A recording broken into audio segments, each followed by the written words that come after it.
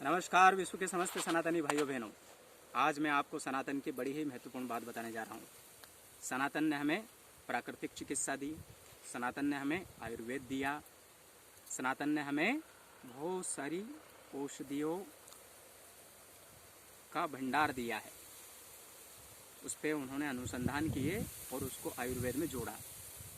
और प्राकृतिक चिकित्सा और आयुर्वेद तथा योग पद्धति के माध्यम से पूरे संसार को स्वस्थ, निरोग और मस्त रहने का वरदान दिया है। तो हमें सनातन को समझना पड़ेगा। आज मैं प्रकृति के सानिध्य में हूँ, अपने खेत पर खड़ा हूँ। ये गेहूँ की फसल खड़ी हुई है। तो मैं प्रकृति के माध्यम से आपको ये बताना चाह रहा हूँ, आपने कभी भी पक्षियों को, जंगली जानवरों को बीमार होते देखा है? नहीं देखा है। आप कह सकते हैं कि बीमार तो होते होंगे, हम कहाँ जंगल में जाकर उनको देखते हैं। बेशक बीमार होते होंगे, पर हमारे जैसे बीमार नहीं होते हैं। और अगर वो बीमार होते भी हैं तो डॉक्टरों के पास उन्हें जाने की आवश्यकता नहीं है। कभी आपने किसी पक्षी को यूँ नहीं देखा कि हाँ साहब मेरा इलाज कर दो, किसी डॉक्टर के पास गया हो, नहीं जाता है। ना ही आपने जानवरों को देखा होगा कि मुझे लेटरिन लग गई है, लूज मोशन हो गया, मेरा इलाज कर दो। क्यों? क्योंकि वो प्रकृति में रहते हैं और ये स्वाभाविक क्रियाएं हैं। जो भी क्रिया होती है, जैसे सर्दी होना,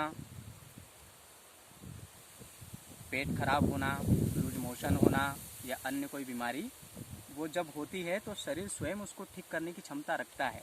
शरीर अपने आप में डॉक्टर है। हमें भी जब अपच होती है तो स्वतः हमें उल्टी होती है। जब हम बीमार होने वाले होते हैं तो उसके संकेत हमें मिलते हैं। जैसे जब हमें सर्दी होने वाली होती है तो सांसें गरम गरम आने लगती है, मतलब आप समझ जाइए कि आपको सर्दी हो जाएगी। और सर्दी अगर हो गई है तो टेबलेट के पीछे ना भागें, एलोपैथी के पीछे ना भागें। इसका मतलब ये नहीं कि मैं एलोपैथी की बुराई कर रहा हूँ। एलोपैथी बहुत जगह बहुत अच्छी पद्धति है और कई जगह बहुत खराब पद्धति है। अच्छी कहाँ पर है? जहाँ कोई गंभीर बीमारी या गंभीर समस्या है, आप उस स्टेज पे ही हो जहाँ ऑपरेशन अनिवार्य है या जहाँ एलोपैथी के बगैर आपकी चिकित्सा संभव नहीं है, आप एलोपैथी का प्रयोग करें। पर बात ये कि हम बीमारी ही ना होने दें तो कितनी अच्छी बात है। तो सनातन ने जो पद्धतियां दी हैं वो बीमारी के पहले ही बीमारी का समाधान दे दिया है। प्राकृतिक चिकित्सा, आयुर्वेद, योग, इनको यदि आप अपने जीवन में धारण करते हैं, इनको अपने जीवन में अपनाते हैं तो आपको कभी बीमारी होगी ही नहीं। अगर सर्दी हुई है, होने दो, 2-4 दिन मतलब रहेगी, चली जाएगी। पर होता क्या है कि सर्दी जैसे हुई ही नहीं कि हम टेबलेट लेने चले जाते हैं, चलो चेस्टिन कोल्ड दे दो, फलाना दे दो, ढिमका दे दो, ले लेते हैं। उस सर्दी को हमने दबा दिया, हमें लगता है कि हम क्योर हो गए, हम ठीक हो गए, पर आप ठीक नहीं हुए हो।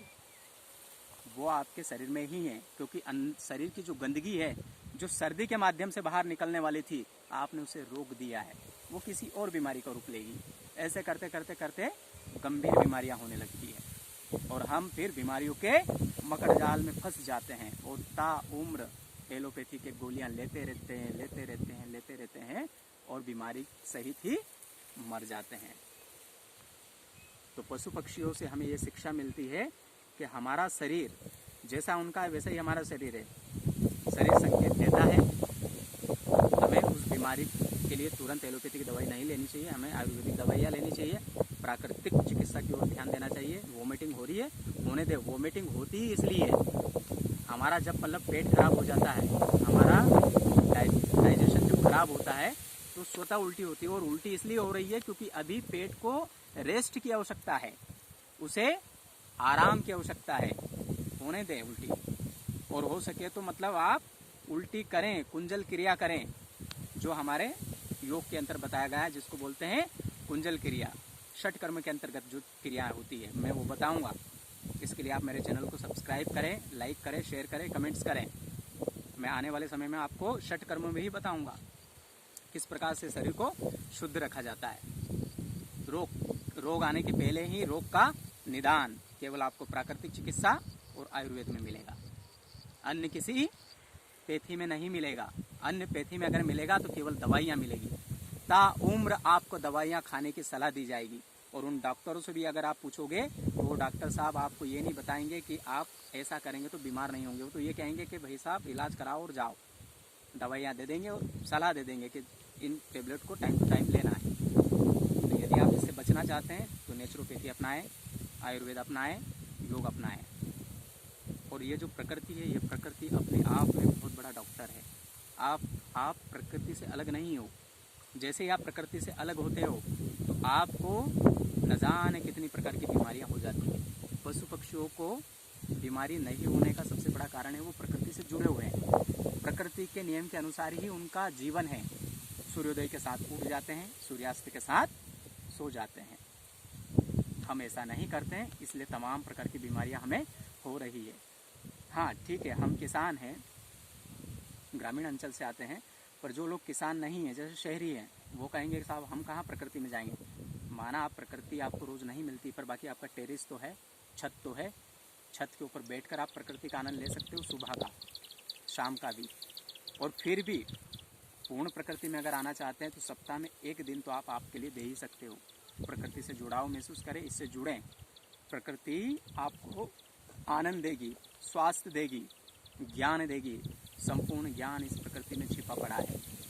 सारी किताबें यहाँ से उद्भूत हुई है। हम जो भी खोज कर रहे हैं वो प्रकृति की ही देन है। इसलिए हमारे जो ऋषि मुनि थे, आपने अक्सर देखा होगा कि वो जंगल में चले जाते थे। जंगल में जाकर क्या करते थे? क्या पक्षियों को देखने जाते थे? क्या पशुओं को देखने जाते थे? वो पूरी प्रकृति को देखने जाते थे। वो पक्षियों को भी देखते थे, पशुओं को भी देखते थे, प्रकृति को भी देखते थे, फसलों को भी देखते थे, पेड़ पौधों को भी देखते थे। और मौसम के अंदर क्या क्या बदलाव होता है उस चीज़ का भी अध्ययन करते थे। इसलिए उन्होंने जो अनुसंधान किए हैं वो विश्व की किसी अन्य संस्कृति ने नहीं किया है। इसलिए सनातन महान है। इसलिए सनातन की जो किताबें हैं उनमें ज्ञान का भंडार भरा पड़ा है। उन्होंने सारी चीजें खोज की, जंगल में जाकर यही उन्होंने खोजें की।